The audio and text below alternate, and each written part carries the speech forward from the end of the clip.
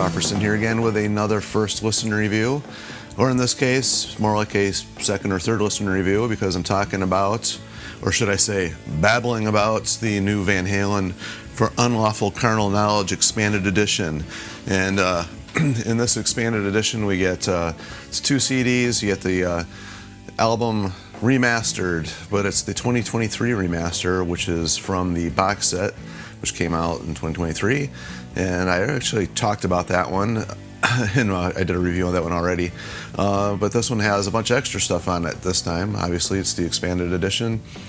Why they did this so close together, I don't really know, but they did, and they threw on a few rarities and some live stuff on another CD.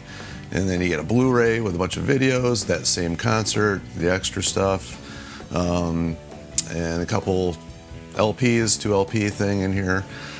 So if you're into all that, and you get a cool booklet with it. So if you're into all that, I guess, not a bad price. I'm seeing it right around 150 bucks, give or take. So not a horrible price. If you're a Van Halen fan, you're probably going to really like the extra stuff. I'll be honest, it's recorded well. I remember getting this album when it first came out. I'm a Van Halen fan. I've loved Van Halen since I first started learning about rock music. It's one of these, bands that I was into, way back, or I guess it would be mid '80s. I guess is when I started, kind of discovering this band and all that. And I remember it was a huge deal when, Sammy Hagar took over lead vocals, and this, I believe, was the third album that they did with Sammy Hagar. 91, their 9th album overall, and when it came out, I just remember having this thing playing all the time, and just that cool sound of the opening. I think it's one of the best opening sounds, for lack of a better way to describe it, of an album like ever. It's got Eddie Van Halen with the drill, just hitting the strings and making that thing scream out. I just thought that was a cool opening, just to an album. Whether you like the song Pound Cake or not, that's a different story, but I just thought that opening was cool.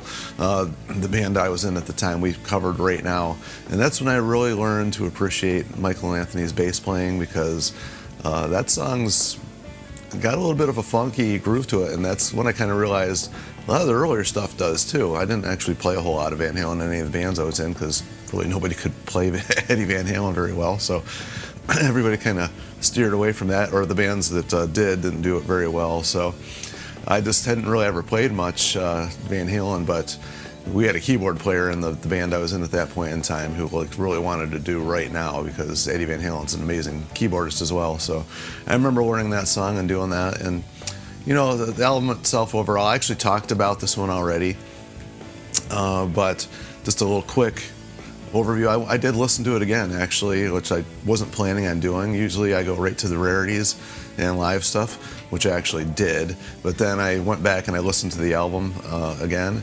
And I didn't really talk too much about the remastered, when I was talking about the box set, the sound of it, which maybe I should have.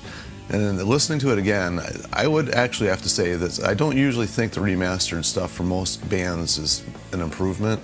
This one, I have to say, it was the bottom end, the overall bottom end. The mix itself doesn't change that when you're remastering. It really doesn't.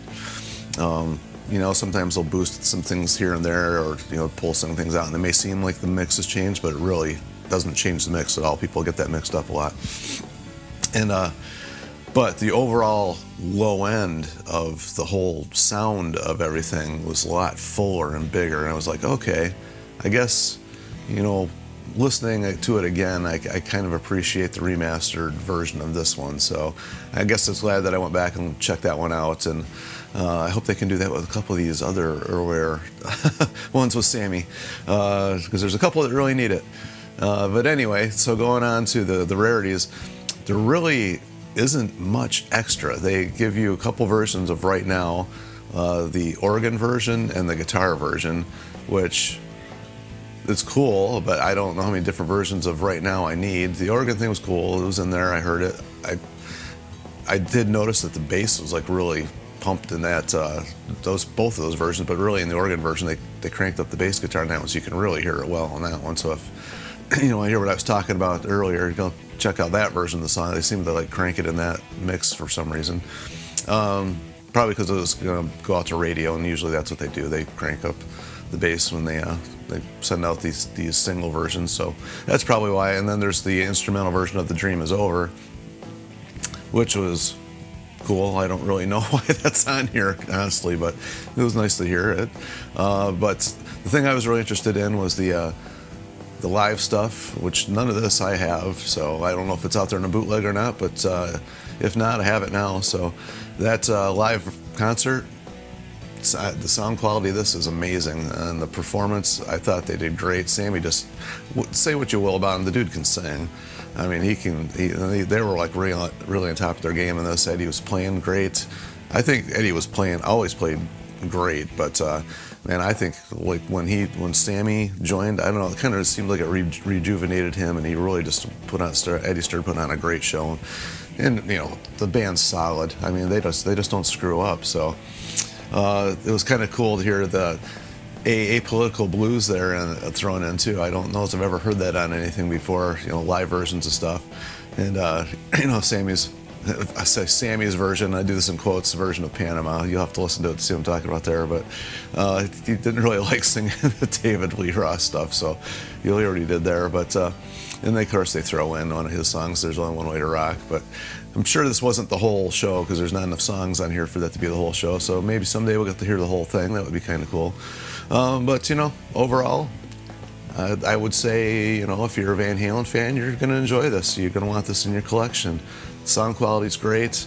I wish there was more actually demos and rarities and maybe songs that they didn't use. There's none of that. So, you know, that's one thing I was kind of hoping for, but it's not here at all. So if you're looking for that, it's not going to be there. It's mainly going to be for, you know, all the trinkets and the extra versions and the videos and the live stuff. So, and you know, if you have anything that you want to add, anything I'm forgetting to mention, because sometimes that happens, feel free. That's what this forum's all about. You know, it's not about me just babbling. It's about everybody else joining in and giving their thoughts on it. And if they got anything to add, that's kind of what this, you know, comment section's for, to give your thoughts and you know, facts. If you have any stories or anything you want to share, as always, feel free. And as I always ask, to like, share, and subscribe to keep this music alive, because I would love to keep hearing more Van Halen stuff. You know, they kind of hold on to their music. That, you know, Eddie, I guess, had said, you know, what's out there is out there. That's what he wanted, but he's got so much. I mean, I don't know. I don't know if we'll ever hear any of that stuff or not. We didn't get it really on here, so keep fingers crossed. But until next time, we will see you.